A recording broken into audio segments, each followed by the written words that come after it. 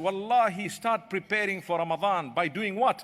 Right now, say, oh Allah, forgive my shortcomings. I am weak. I'm a human. I've done things that are wrong. I know there is a sin. I'm trying to quit. Oh Allah, help me to quit it. I want to quit it. Strengthen me. Help, keep me away from it. Oh Allah, I need to get this done for your sake. Strengthen me so that I can do it for you, oh Allah. I don't want to do it for someone. I want to do it for you, oh Allah. Strengthen me. Help me, guide me, pray every day and be serious about it. Allah will change your life.